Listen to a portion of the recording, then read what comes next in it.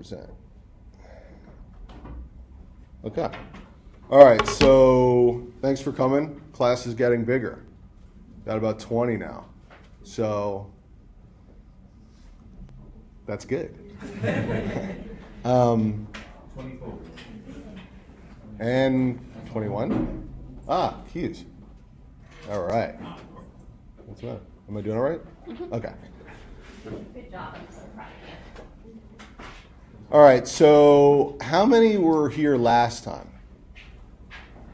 All right, so a lot of this, the content's going to be different, but the format's going to be similar. So for those that weren't here, this is a different type of class because it kind of forces you to, as the namesake of the class says, get real. Because if you're literally just going to classes for the sake of going to them, you'll come to this class a year from now and nothing will have changed in your business. So I know that a lot of you guys go to classes that are scheduled throughout the week. This is not going to be like one of those classes. It's going to be a little bit more, there's going to be some interaction, and there's just going to be that little metric of accountability that you don't get in other classes. So it kind of keeps everybody on their toes, and it keeps everybody, I guess for lack of a better word, humble. So let's get into it. Okay, so like if you were here last time, lots of reasons I'm doing this class. First of all, I have a vested interest in the office success. Second of all, Keller Williams is a training company. They're constantly teaching. You know, it depends on who's teaching what, but I'm teaching from experience that I have being in the field for 16 years. And even more so before that, when I was practicing law, negotiating contracts for years and years and years and years, and talking to people and negotiating with people and always having to be on, even when you don't want to be, okay?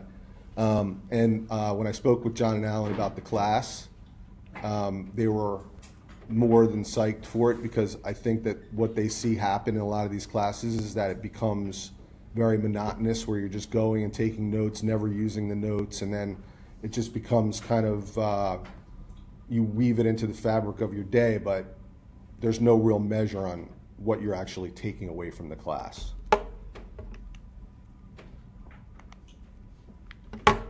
Okay. So this might take a minute, so let's be real quick about it, all right? And it's just an ownership statement, all right?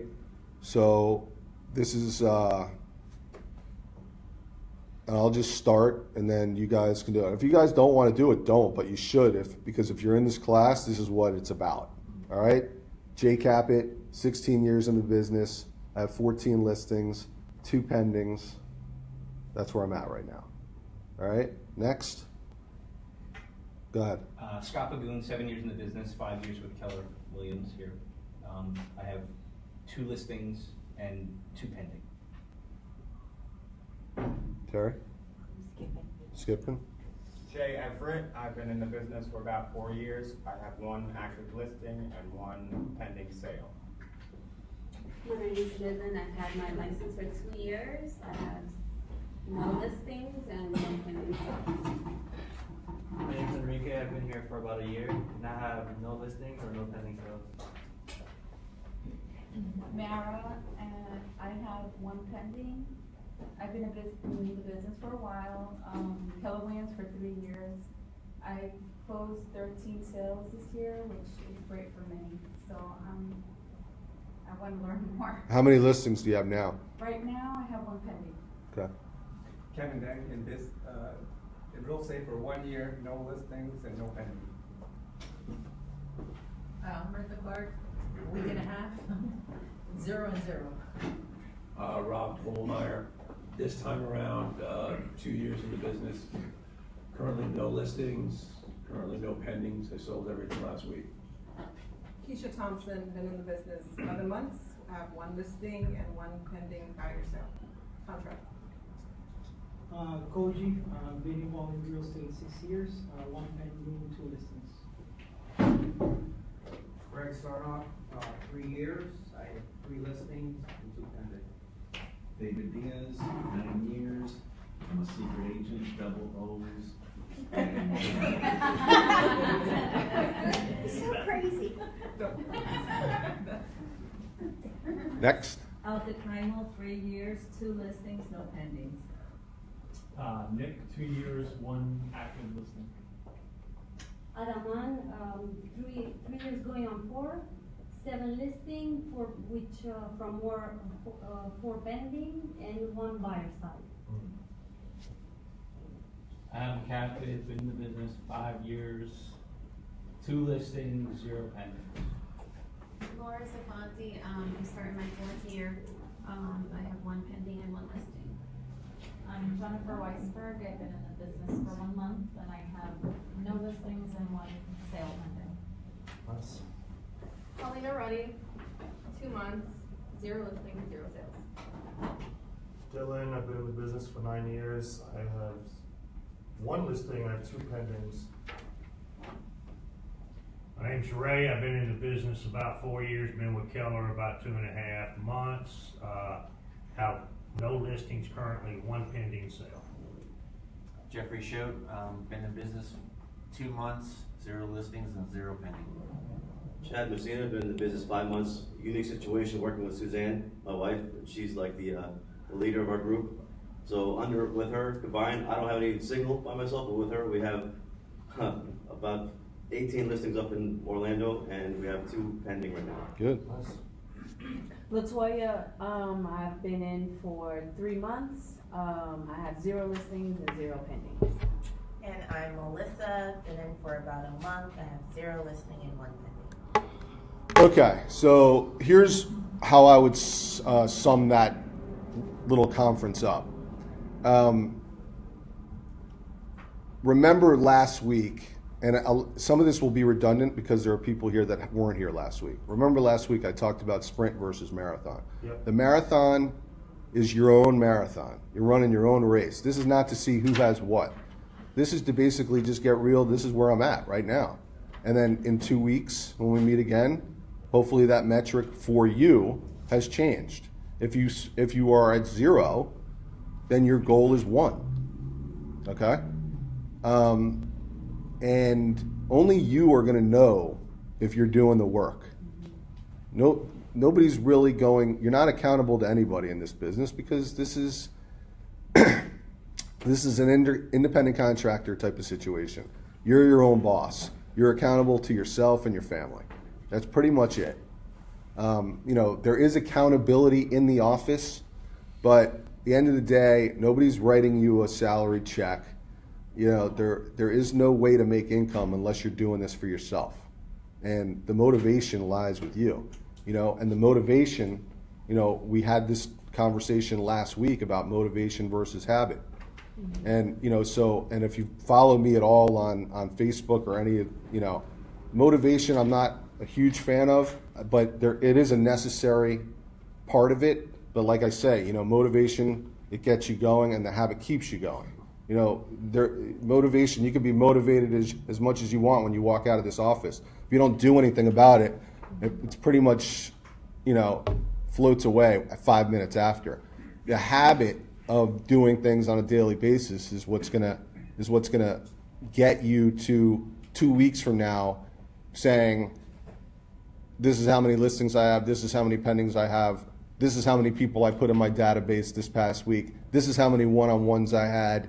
This is all the things that I did within the 2 week span that I didn't do last week. And maybe it didn't culminate into a million things that I wanted it to, but it did culminate into one thing. And if it culminates into one thing will culminate into 2 things, into 3 things, and that's how you build. In this business, that's how you build.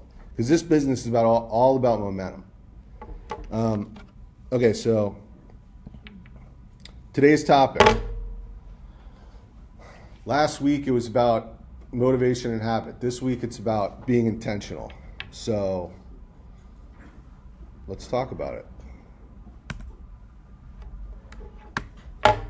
All right, so To be intentional means always having a why, a reason for your decisions and actions.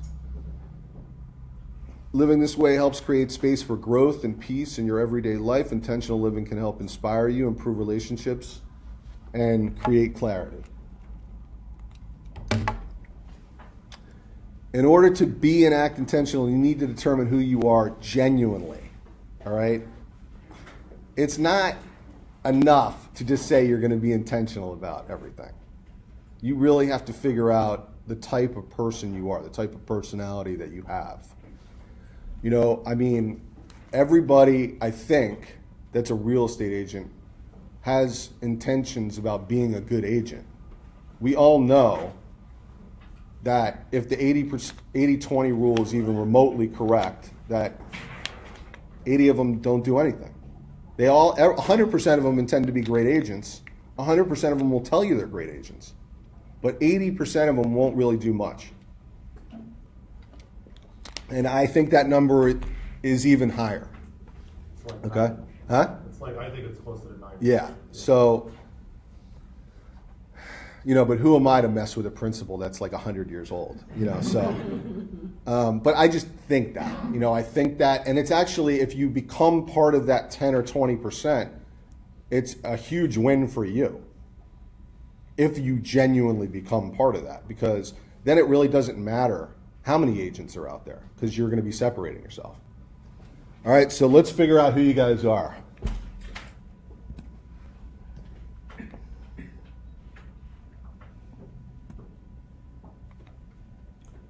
All right. Now, some of you may have heard this in some of the classes, because I've taught Ignite, and I also have my own team. So there might be some overlap here, but it's so important that if you've heard it before, let's get it ingrained again. Okay. So how many people know Jason Abrams? And has anybody ever heard that name? Okay. So Jason Abrams is a friend, and he's out of Maryland. Was an agent, a mega agent, still has a team, but really operates more at the corporate office now in Austin. And how many people know Dick Dillingham? Anybody? My name. Okay, so Dick Dillingham, incredible. Look these guys up. You know, these guys are super people. Both have helped me a lot, and they both are in and out of Austin all day long. They work side by side with Gary. They speak at every major event. They speak at every family reunion. They speak at every mega camp. And they spoke to us at our last FES training program in Austin a couple weeks ago. So one of the things that Dick was talking about was the idea that when you go into any situation, there's basically, you come in as one of three people. Okay? So you come in as a prisoner, a vacationer, or a participator. And, you know, and when I say any situation, I mean any situation. I mean when you guys come into the team meeting, to the weekly office meeting, when you go networking, when you're out with your family, when you're in any situation where you're with a group of people, you're making a decision about what type of action and what type of participation you're doing. Now, this is an interactive class, so I'm not calling anybody out, but I would like for people to volunteer who is like this. Okay, so the prisoner is if they know they have to go to a meeting. If you know you have to be here, I didn't tell you guys you had to be here. Okay, I said they made an announcement that we were going to have this course. If you come into this course, which a lot of people come into the team meetings and go to networking events or anything that they do, with the mindset already that they don't want to be there. It's more like they have to be there, okay? If you're going to meetings like that, you're already tuned out, all right? There's nothing for you to glean from that meeting. all right? The picture that I incorporated is the person that is being told to be at the meeting. Like, take this as if you're on a team and somebody tells you, you have to go to that meeting. Don't miss that meeting, okay? Now, in that situation, when you're at that meeting, you're already tuned out. You're looking at your phone the whole time. You're scrolling through it. You're hoping there's Wi-Fi. You're doing anything you can but paying attention. If you're doing that, you have to ask yourself, when you leave for the day, what have you really gotten out of the class? What have you, except for the idea that you said you went to a class for an hour, which sounds good outside, what have you really gotten out of it? I mean, because you already closed yourself off. So how many people can, if we're really getting real, how many people can say that for certain classes, maybe even this one, I won't be offended, for certain classes that KW offers, or for certain requests that team leaders or people that you work with or for make, that you show up to events or meetings only because you have to? Anybody like that? Because they do exist. And you're going to see that, because after taking this class, what's going to happen is you're going to go to events and you're going to go to other team meetings and you're going to notice the people and who they choose to be at these meetings. All right? So, and so you're going to be able to pick it out. It's just going to be like, you're not noticing it now because it hasn't come up and you haven't thought about it. But now that it's in your mind, you're going to see, you know what, that's the prisoner. That's the vacationer. Okay? So I'm glad you guys don't feel like you're prisoners. That's good.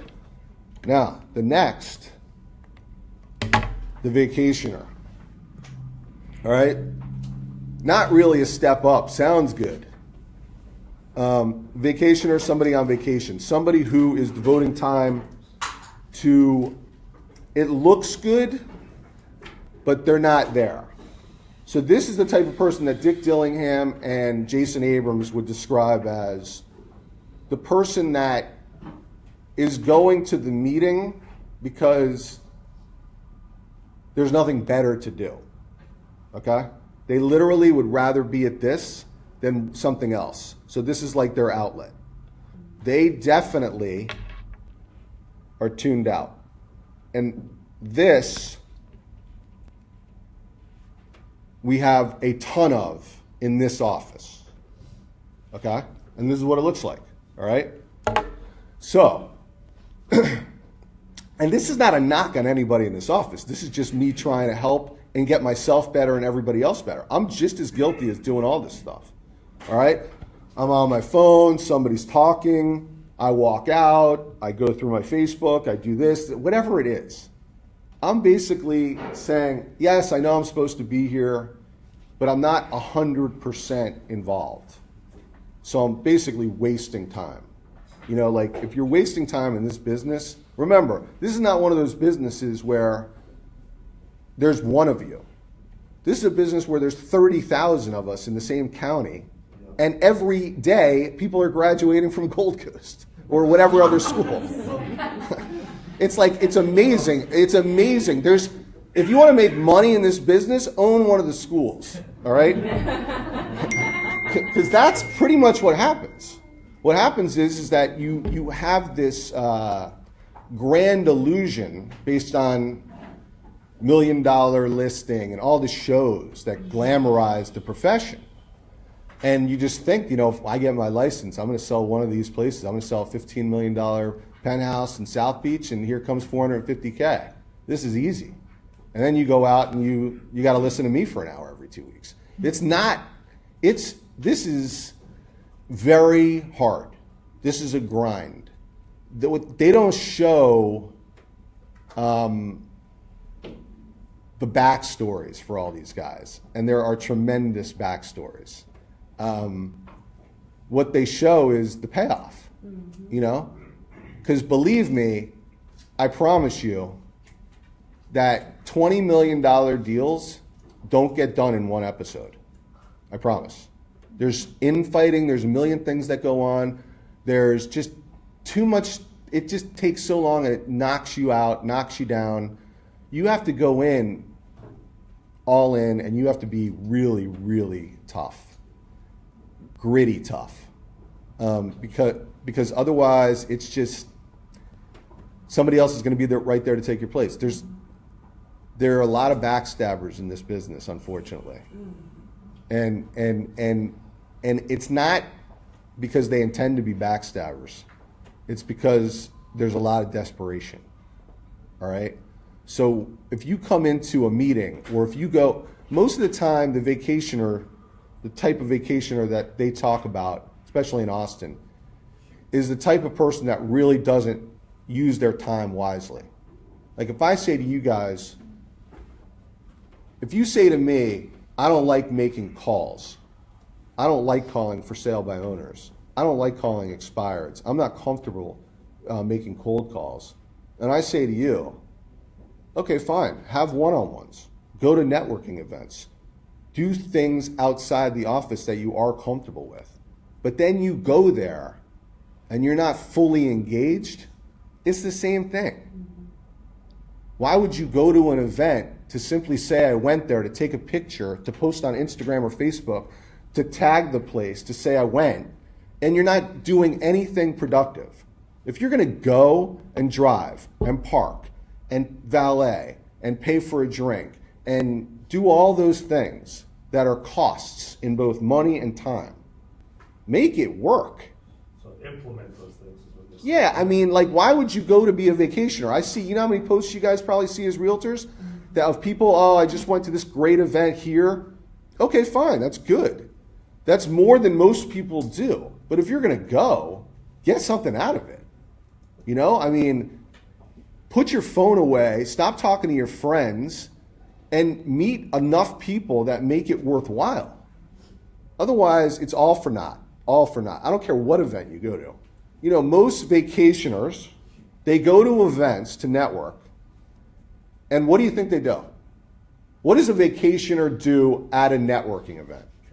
Take pictures and post. And what else do they do, though? Who would they talk to? People that already know. Exactly. Thank you, Dylan. People they already know. What is the purpose of that? Keep them in their comfort zone. Because they don't want to step out and meet the stranger who is a potential person, buy, sell, and invest. Right. So what I'm saying is that what you see, it's like, picture yourself when you're 9 or 10 years old at that school dance, hanging out with your friends. You don't want to ask that girl to dance, right?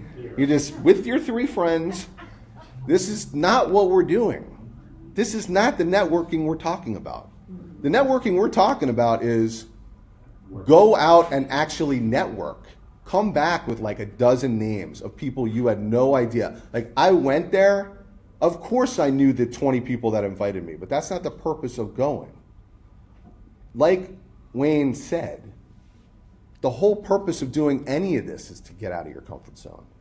There's no reason. The reason why you don't like to make the calls, the for sale by owners or the expireds or anything like that, is exactly because you don't want to get out of your comfort zone. You don't want to call people, and you don't want to be rejected, and you know it's so this is what you do. So you find some type of way to avoid having to make the calls, which is a great way. Okay? But then you don't do anything. You go and you talk to the same people that you know are not going to source you business.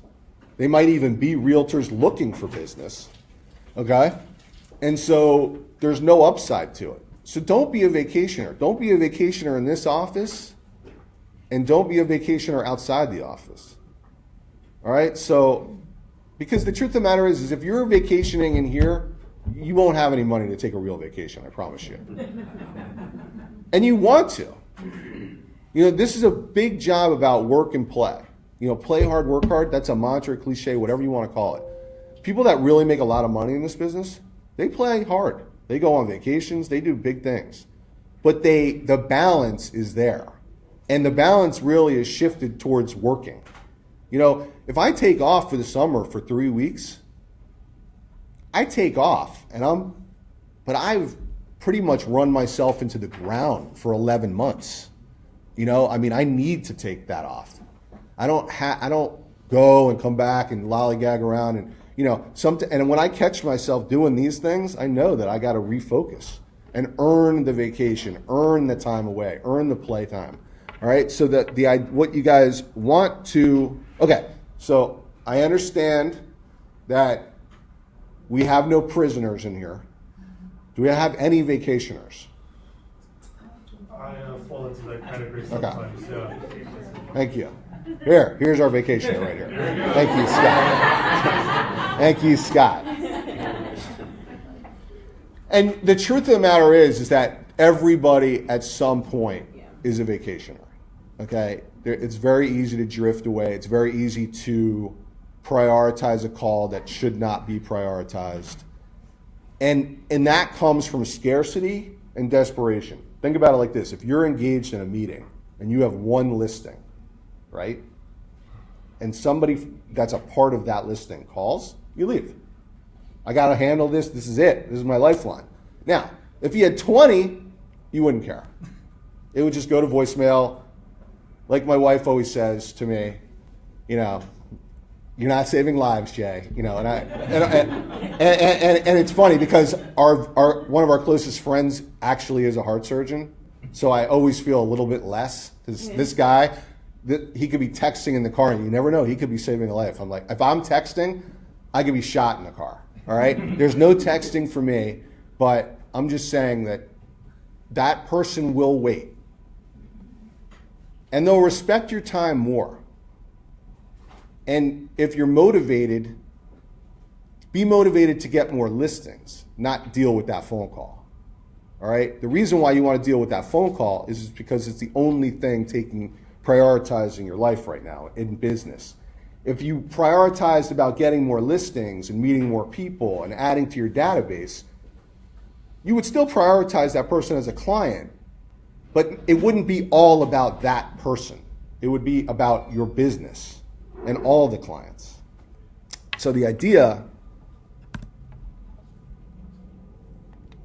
is to become a participator. So now if you become a participator, then you're really on your way. But you can't just say you're a participator, you actually have to work towards becoming one. And the way you do that is by instilling the habits, not taking the phone calls, not constantly looking at your phone, not scrolling, not looking at Facebook, not doing all those things that it's not even a knock on you personally. It's just a drag on your time. Okay? How much time do you really have? Let me see. How much time? Can you imagine our meetings? Most of our team meetings look like this, right? Where somebody's walking out, right? This is how the meeting should look. Now, if the meetings looked like this, where everybody was actively engaged, morale would be up, people would be doing deals. I mean, you guys got 24 hours. You guys got plenty of time to be on the phone and doing all your social media nonsense and all the rest of that stuff. You don't need to do it in classes and I'm not saying come to my class and don't do anything. I'm saying if you guys make a decision to go to a class, to go to a networking event, be all in. If you guys feel like you're not all in or this is a waste of time, don't come. Use your time more productively. But don't just sit there and decide, you know what, I'm going to go to this class because it's on the calendar and this would make me feel like I'm doing something for my job or, you know, within KW culture or whatever, for the sake of just doing it. You're going to do something 100%. 100%.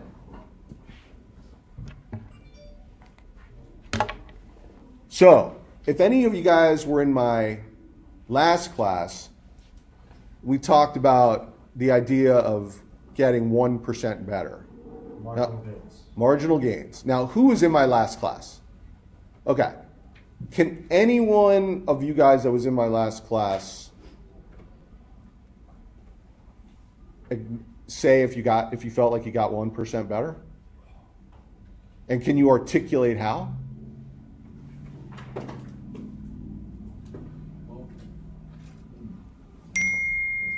Can't? Wow, they've got the 1% right out the window. Jesus. I wish I was here, I'd say something. Is that stopping it? Well, no, but I don't want to last class. I mean, this isn't gonna be the best, but just like when you don't feel like doing something, like you said, when you don't feel like working out, it's important just to show up, it might not be the best workout, but at least you're just keeping that habit, keeping that momentum going. Well, the reason why I posted that is because what happens when you go to the gym when you don't feel like it. You end up going and doing the whole workout, You get momentum. right? You're there. Let's just do it. You know. So I'm saying, like, that's why I'm saying it applies outside of the confines of just real estate. If you commit to something, commit. You know, anybody feel like they can articulate how they got 1% better? Go ahead. I guess I'll share for those of you, me included in this, looking to quantize what it is. Like, you got that one more listing, and you made that one more phone call, and that didn't happen. It doesn't mean that you didn't improve the 1%. It's what's important basis in most everything is a mindset shift.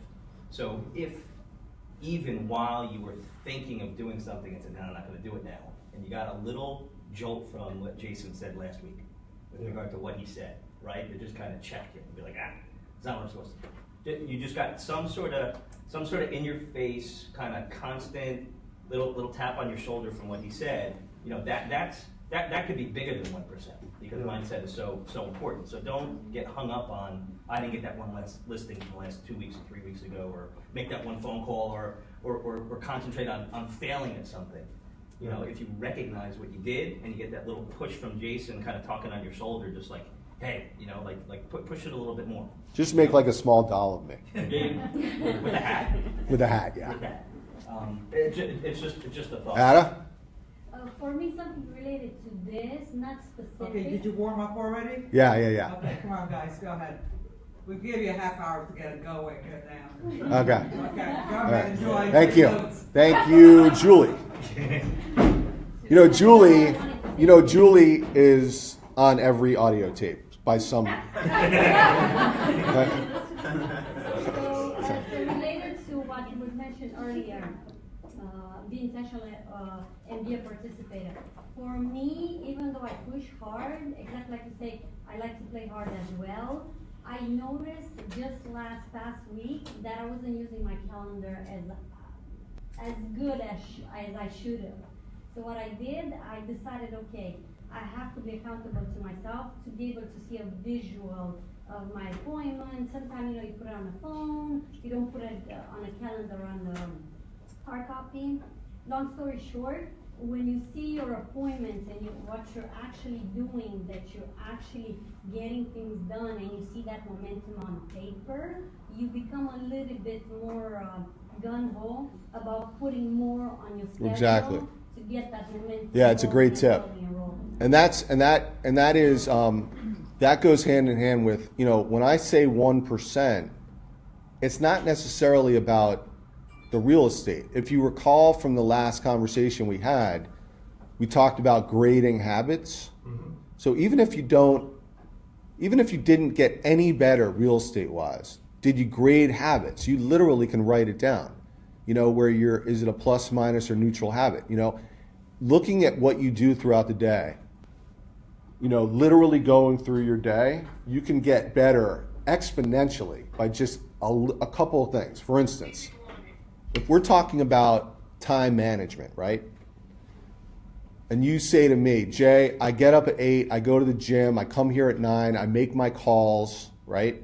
I go grab a cup of coffee, I come back, I make more calls. Okay, that's a routine. Now you got to grade your habits there, right? And you literally have to be very honest with yourself. What did that look like? Did you make 20 calls? Did you make a call and then go out, smoke a cigarette for a half an hour? Was that included in the making 20 calls? Because if that's included, that's not a good habit. Okay, so if you said, you know what, I'm not going to take that break, or I'm not judging anybody, I don't care if you smoke cigarettes or not, but how about changing the habit to, I'm going to make 20 phone calls before I go out for a cigarette or grab a cup of coffee. That's how you grade yourself. And that's how you push yourself to actually hit targets in this business. I'm not trying to tell you have to live like this perfect life. I'm just telling you have to really watch and be intentional about every single thing that you do all day long. Because if you don't, you're going to get caught up in this, I was here, but I really wasted the entire day. That's pretty much what realtors are known for doing. Okay? I promise you, that's what they're known for. Realtors are, because they don't have anybody watching over them. Can you imagine what your day would look like? Here, how about this question? If Alan or John or Richard Bass was just perched on your shoulder all day long, would your day look the same? Right. You'd have somebody looking, making sure you're accountable every second of the day. You were agreeing to all these things you said you were going to do. These are the things you come to these meetings for the 411s and the 135s and the 20 calls a day and the group coaching and whatever it is. I'm saying if you even do something remotely different tomorrow that they would think would be a good idea, that's the 1%. It doesn't have to be you got a listing. It doesn't mean you got a listing appointment. It means you have to do something better. And in order to do that, you have to be very intentional about what you do. You can't just go through the motions of, I was here. I was here is nothing. You know, that's like saying I was at the network. I went to the Chamber of Commerce meeting. If you went to the Chamber of Commerce meeting and had 3 shots of vodka and talked to your buddy, you still went to the Chamber of Commerce meeting. Did you get anything out of it? I only tell you that story because I've done that a million times. The reason why I've done that is because I don't want to talk to anybody at the Chamber of Commerce. But because when you go to the Chamber of Commerce meeting, what you figure out is 90% of the people at the Chamber of Commerce meeting are realtors.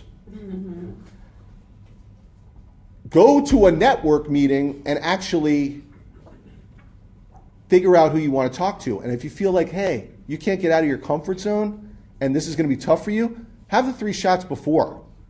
Yes. Yes. That's getting real right there. Yes.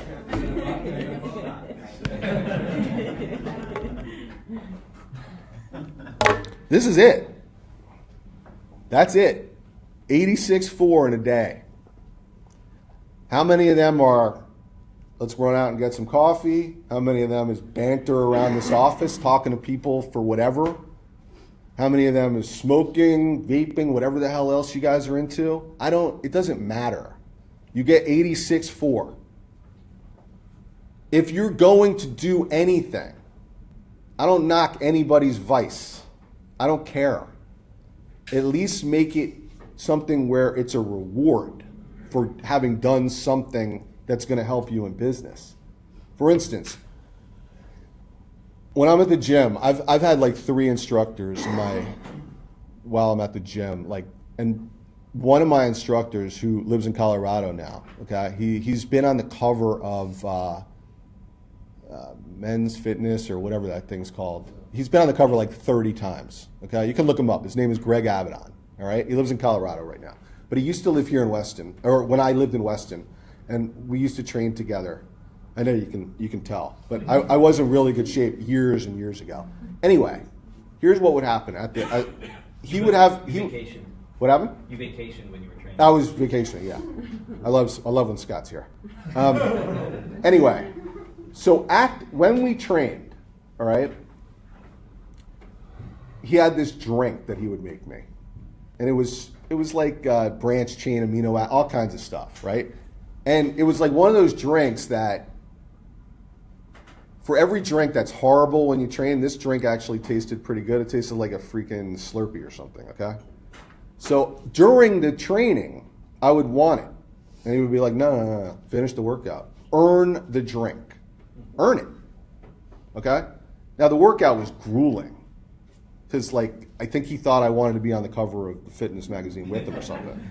I was there. My wife was in really good shape. She wanted me to go. Like, I definitely wanted to get in shape. But this guy is an animal. I mean, he's like a specimen. Eats perfect for 30 years. Still gracing the cover of these magazines at 53 years old, okay? So the earn the drink thing is relevant to this. Earn whatever it is that you guys want to do. You guys want to go out and have a great hour-long coffee break, lunch for 2 hours, earn it. Don't just lollygag and blow your whole morning from 8 to noon and then go get lunch and think you did something. Have a reason why you went, okay? What would be better than saying, you know what, my goal is to make 20 calls and get 2 appointments. And I hit that goal, then I'm going to go grab lunch. You know, that's a much better goal to have than just saying, let's put everything in the calendar. From 8 to noon, I'll make calls. Regardless of what that looks like, regardless of how many cigarette breaks I take, regardless of how many people come up to me and ask me about the football game last night, regardless of how many moronic conversations you have between 8 and 12 that have nothing to do with you getting business, you're going to go to lunch from 12 to 1? I mean, what a waste. What a waste. That's what this means. I mean, are you really willing to just let all that time slip away without results? I mean, if you are, then this cycle will continue to repeat. I'll meet you guys here next year, and what you're going to see in this room for people that end up weaving this in is you're going to see a lot of people get results, and you're going to see a lot of people on that top 20 board that are new. And this is not rocket science. This is just using your day in a wise manner. Saying to yourself, I'm not going to bullshit anymore. I'm not interested in what it looks like. I'm interested in what it is. What it looks like, we all know. What it looks like on Facebook, that's not what it is. Even from TV, that's not what it is. What it is your current situation right now. If you have 0 and 0, get more focused. Get more intentional. All right? This is how most agents are.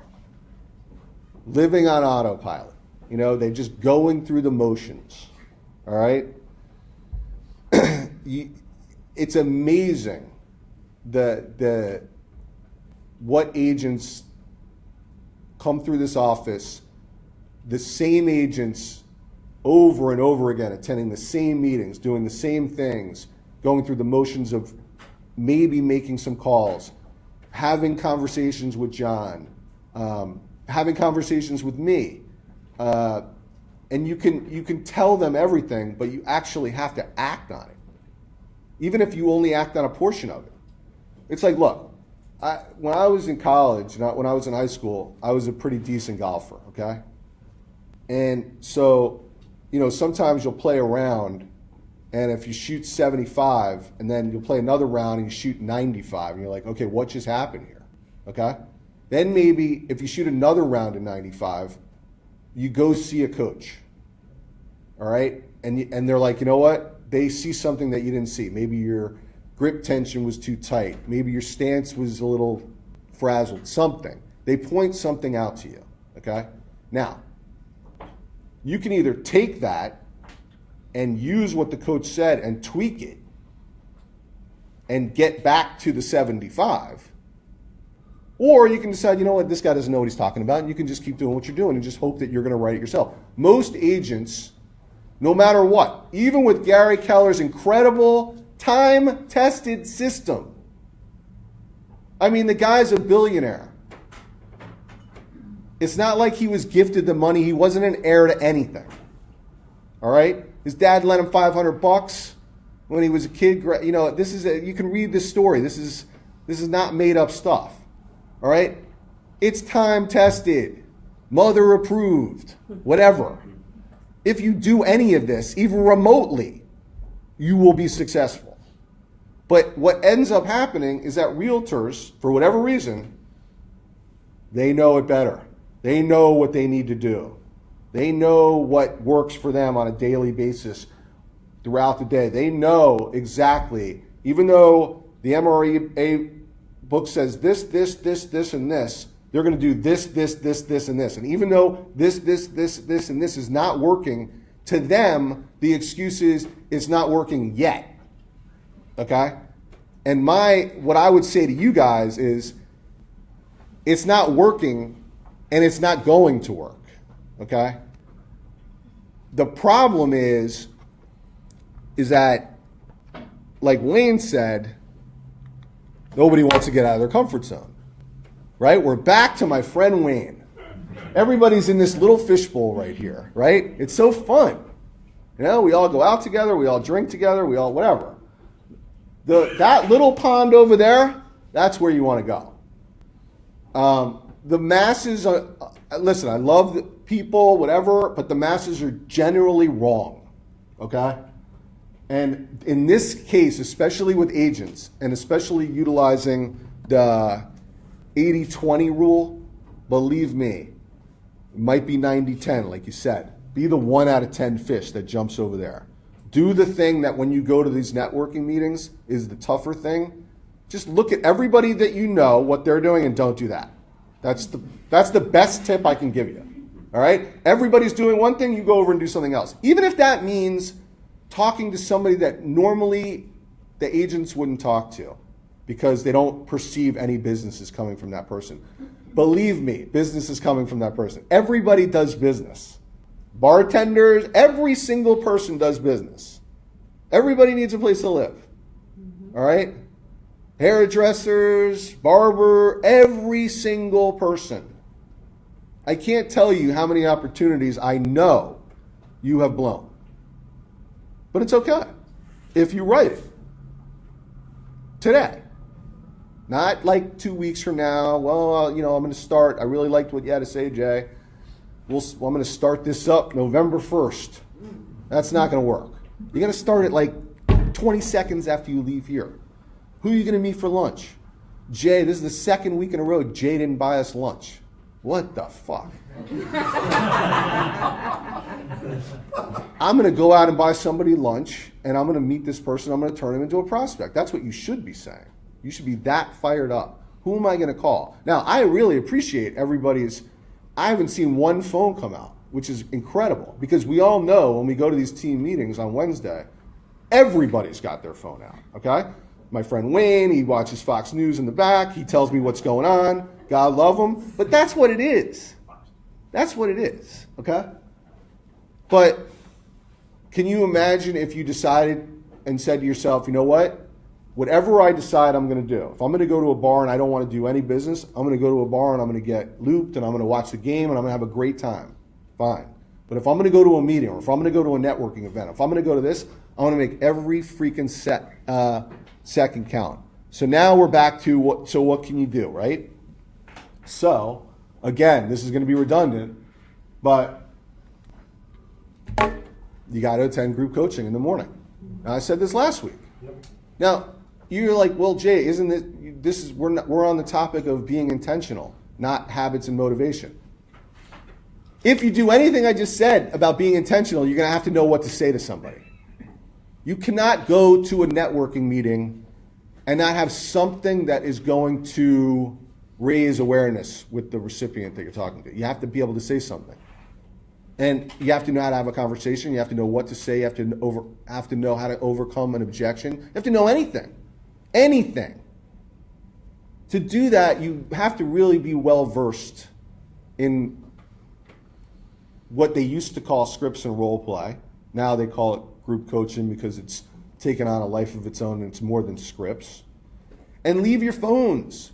And here's the thing about scripts and role play. Who's attended scripts and role play? Okay. So you go into scripts and role play, right? And it's funny because you go in and no one wants to be there. Nobody wants to be called on. Everyone's a prisoner. Right. Everybody's a prisoner. See, this is why Dylan's so smart. Because the truth of the matter is that it's not enough to go to Scripps and Role Play. You got to go in as a participator. See, if you go in as a participator, Get something out of it. and it's the same vein of going to a networking meeting and doing nothing. It's the same exact thing. I went to this networking meeting. If you, on the context of it, if I said, "Hey Wayne, what'd you do last night?" "Oh, I went to this great networking meeting." "Oh yeah, you pick up any business?" "No." Well, I met a old friend there, and we Right. spoke for 2 hours, Right. and we all left. Exactly. It was useless. Okay, and that is getting real, which is what most people do. There's nothing wrong with it, but I think if you're going to spend the time, make it pay, make it count. And you know the next one's going to be the same exact thing. Because you got to know how to say it. It's not enough to even know what to say. You know the difference between somebody coming in here and teaching this class, or any class, and talking in such a robotic way that you are completely turned off from minute one. Okay? Instead of somebody that can actually have dialogue and engage with people, you have to be the person that knows how to engage.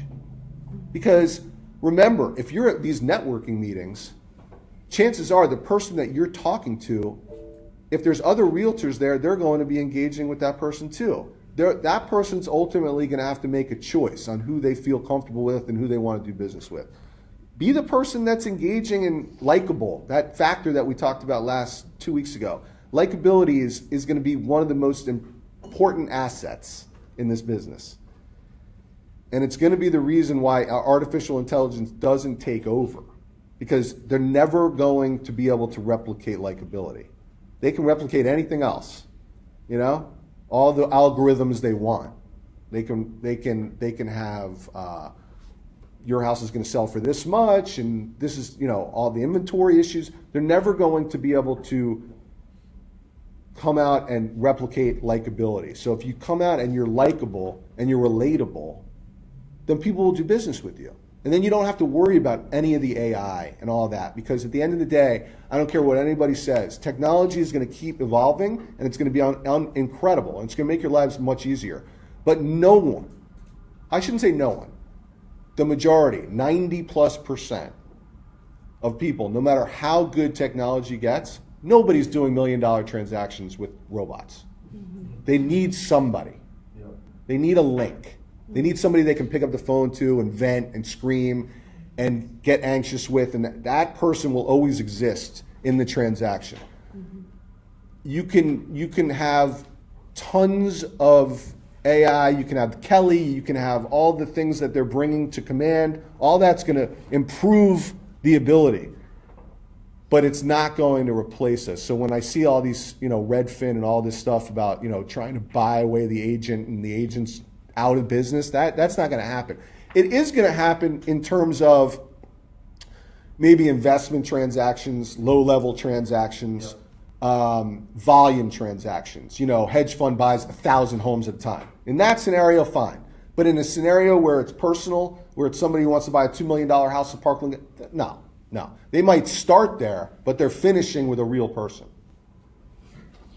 All right, so to change it up a little bit, you got to attend group coaching again. Because you have to know how to close. All right? So now I want you to think about this. You actually took anything that I said, and the next time you're at a networking event, you actually get something going with this person. They're actually receptive. You've been to the group coaching classes. You know what you're saying to these people. They're receptive. You've gotten their card. They want your card. They want to know when they can meet. You have to close this person right then. Not, I really appreciate the conversation. Let's talk in 2 weeks. Close them right then. Let me take, and whatever that close looks like. It doesn't mean it's a listing. It doesn't mean whatever it was that you were talking about, close on it right then. You know what? Rather than do this 2 weeks later, why don't we meet for coffee tomorrow? I'll bring you the comps you were talking about and this and this and this. Keep the momentum going. That's your appointment. And then you leave the networking meeting And you're like, I watch these guys. This is what's going to happen when you leave and you've closed somebody, even if it's just for an appointment, all right? You leave the meeting, you know people that were at the meeting, you didn't necessarily fraternize with those people. You're going to see it later on social media, all those people saying, I just was at this incredible networking event, and you know that you're probably the only one that locked down an appointment at the event. That's the real part of it. The fake part of it's all over social media. The real part of it is the meeting that you're going to have tomorrow with the person. All right? And then the next time you go to that meeting, you're going to say to that person, hey, you know what? That was a great meeting, and I really appreciate you meeting me for coffee today. And when I go back to that meeting, you think you could invite somebody or introduce me to somebody who was at that meeting that you knew that I didn't know. That's how you increase the network. And then you're going to take all these people and you're going to put them in the database so they're not forgotten one and dones. And they're going to be in your database receiving all your drip campaigns or whatever else it is. But if you never do that, then you're always trying to go from 0 to 1,000 instead of just building on this 1%. Add 1 slowly, 2, 3, 4. Eventually, it becomes hundreds. If you do it, you're already doing it. You're already spending the time. You're just not capitalizing on any of it. What's the matter? You told me to come back in 30 minutes. Yeah, I was kidding. Well, come back in let me see how many more slides I have. I don't know what I'm doing. All right, yeah, it's only maybe 10 more minutes. All right?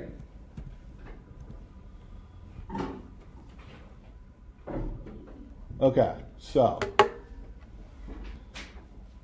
this is what I would challenge you to do the next time you're at a networking meeting, all right? Or if you're at a networking meeting or you're at a call session, I don't know what phones you use when you make these calls, but if you do call, turn that part off. Don't have that, what I would call that, from you guys, I don't know. Is Charlie Brown still around? That Linus security blanket, that's what the phone is, okay? The phone is, I don't know what I'm doing here, so I'll just look down at my phone the whole time. This is going to be, oh, shit. Okay, so let's scroll. Let's keep scrolling. That's the security blanket aspect of how we roll right now, okay? Go to the networking thing or whatever it is you're doing or whatever lead generation that you're attempting to do without the phone. Don't even turn it on. The other thing I would say is that make social media a reward, okay? I use social media just like anybody else. But please know, my time is blocked after, once I'm on social media, I have this thing on my phone that tells me when I've been on social media for more than an hour, throughout the whole day. Once it pops up, the reminder that you've been on it's over for me. I go silent, radio silent. And it's very easy to be on social media for 5 hours a day and not even know it because you're on it for 5 minutes, 10 minutes, 15 minutes, 10, 4. Collectively, 1 hour. Now, if you guys want to do a test, and I promise every one of you will have a listing the next time you come in here, this is what you should do. If you do this challenge, you'll have a listing. However much time you spend on social media, spend the exact same amount of time lead generating. Oh, wow. Wow. I'm barely on social media. What's that app for It's right on your phone. It's right on every app has it. For you, it's watching Fox News. Okay, fair enough. It's on every app. Every app has a settings button for a reminder. If you go on Facebook, there has the settings. Remind me after I've been on for 40 minutes, an hour, 2 hours. It goes up to 24 hours for the insane people.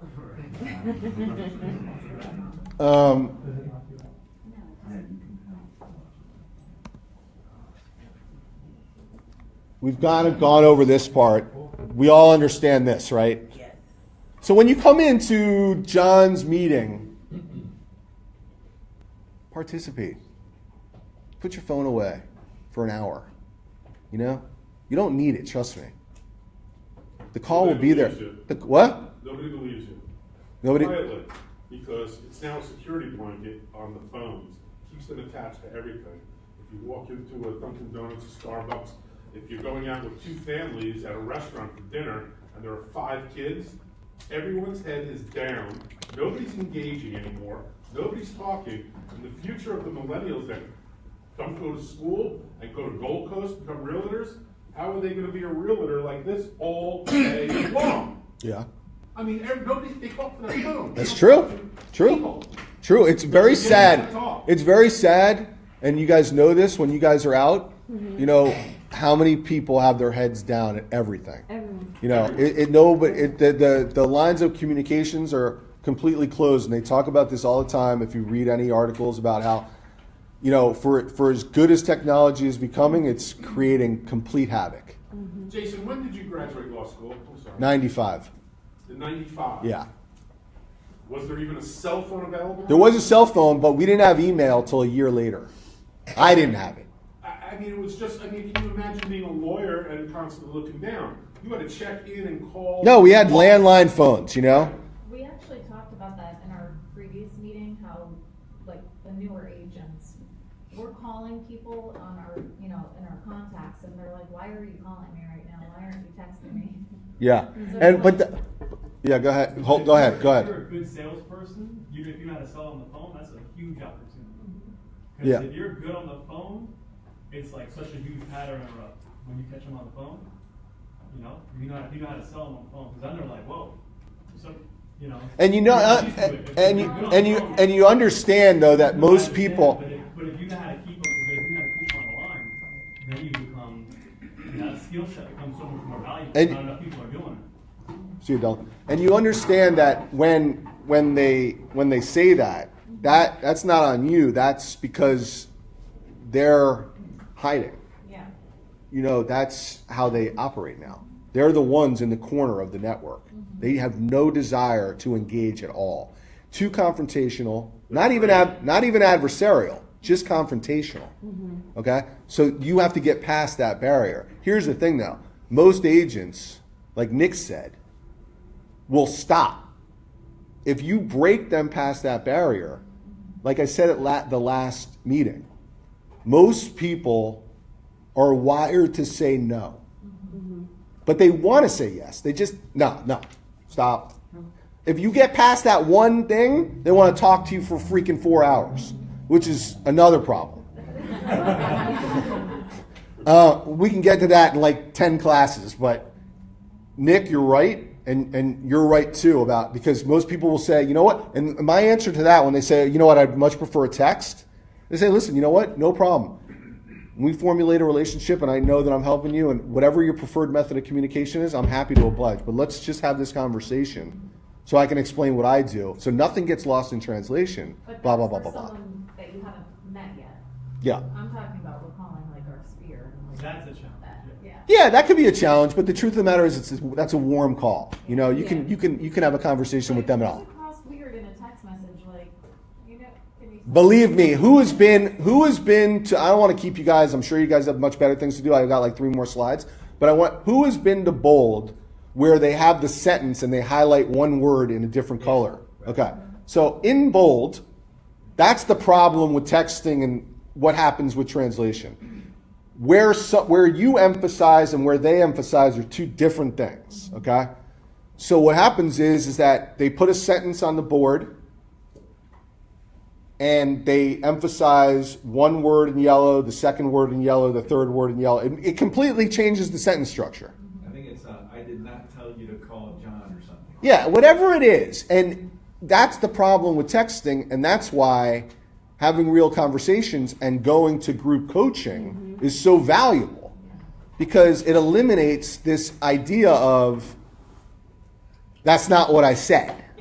Because that's basically what ends up happening with all That's this. what gets lost in the translation Yeah. of loss of tone and emotion. Yeah, There's no amount of emojis, even if they make them talking emojis, that will identify how you're actually feeling. That comes back down to face-to-face communication, so you know the person.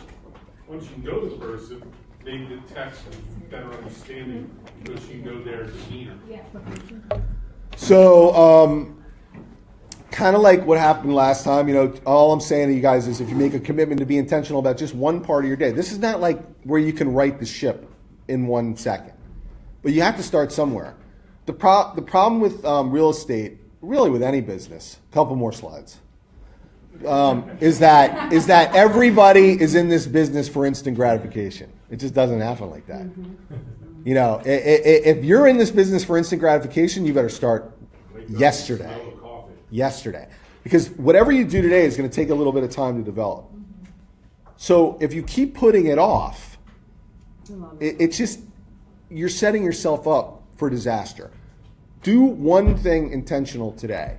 Make one better, grade your habits today. Do something that's going to propel you today. All right? It could be anything. Like I said, it doesn't have to be real estate related. You just have to get in the groove of making better choices, cultivating better habits, and being intentional with anything. If you do that, it will all trickle into the business because you'll want to be intentional. Yeah. Jason, everything I've heard that you're talking about with your slides always comes down to habits. It seems. Mm-hmm. Okay, so the Tony Robbins classes I've been to, Rudy Giuliani, Dale Carnegie, everyone says across the board, to create good or bad habits takes 66 and a half days. Yeah. And if you miss one day, yeah, you got to start from the beginning. Mm-hmm. If you can't do it for 66 and a half days, you fail. Yeah. So if you're going to quit smoking, don't quit for 10 days, light up once, then you got to start from the beginning. Yeah. Or if you're going to make phone calls from 7 in the morning till 10, and you do it 65 days, and then you go on vacation for a week, come back, you're starting from day one again. Which is what we're doing right now in the 5 a.m. club. I'm on day 3 again. Right. So Alex is living like Groundhog Day. Okay. So basically, what we got is, I'm in this 5 a.m. chat room, and literally, you are there, and it's almost like a support group at this point because I don't. Yeah, she got me in. She got me into this crazy nonsense. But anyway, at 5:01, They start coming in. there's like 45 messages on this thing. Everybody's up going crazy at 5 a.m. But the truth of the matter is to get through something like that, especially if you don't like waking up at 5 a.m., to formulate that habit, it does take, at least from scientific studies, 21 days, no, 66 days. That's why Gary Keller has the 66-day chart.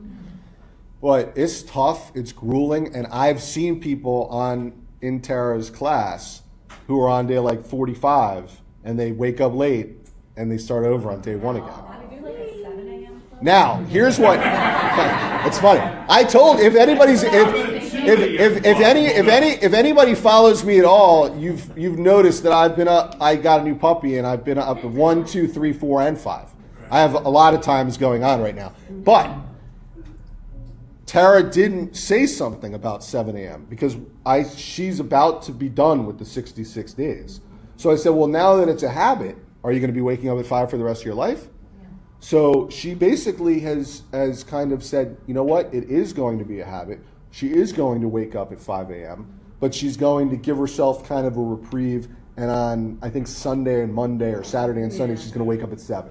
Yeah. Because I think the thing is, it's not punishment anymore. It's amazing how much work we've been getting done from 5 to 7 and 8 o'clock in the morning. It's incredible how much work, especially you go from, let's just say 1% better. The first day when you're in this, you're like, what the fuck did I just commit to? By day 8 or 9, you're like, okay, I can do this now.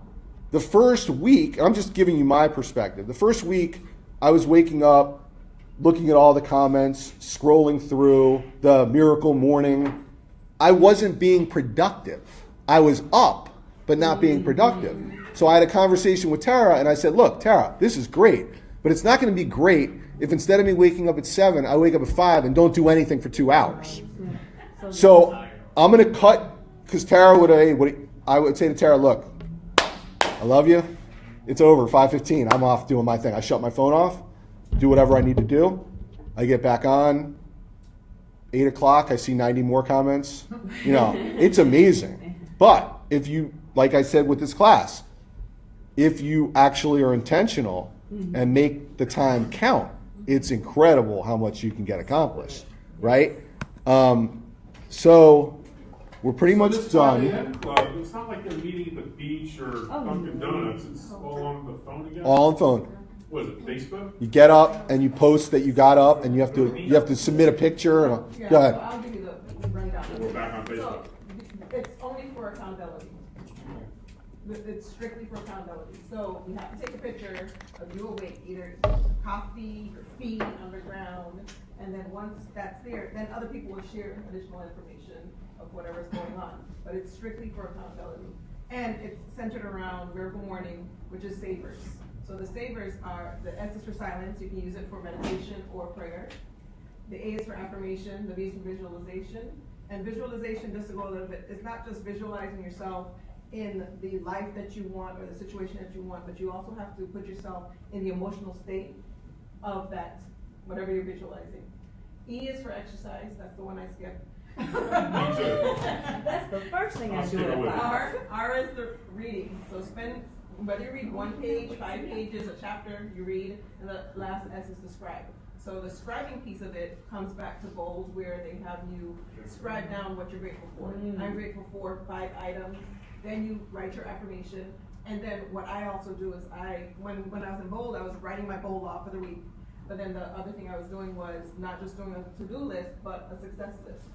And so now, although I've mentioned all those things, you can take 10 minutes for each one, or you can take 1 minute for each one, but as long as you do it, so you can really do it in about 6 or 7 minutes, or you can do it in an hour.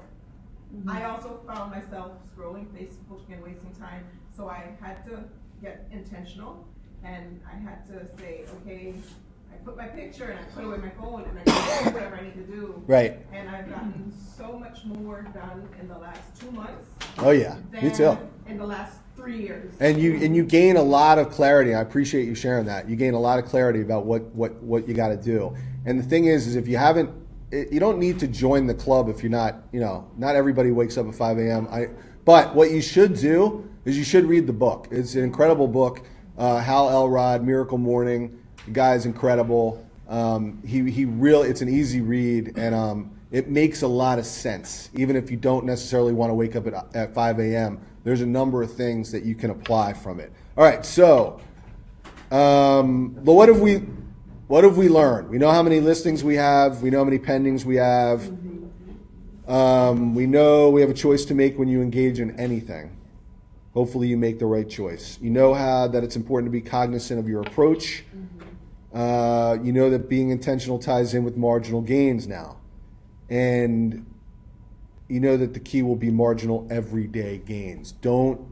There's no reason to try to improve yourself every single day, even if it's just such a small thing, because everything compounds. Everything in this business compounds. If you keep not doing the right thing, you're going to get nowhere. If you do just a little bit more every day, you will see the momentum pick up. You will get a listing, and that listing will motivate you to get another listing and another listing, and this thing will steamroll for you in a positive way.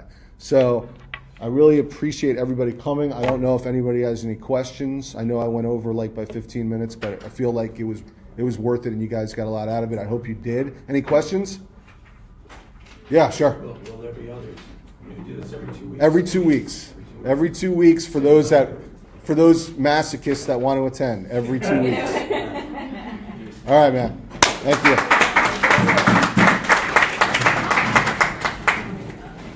Shut up.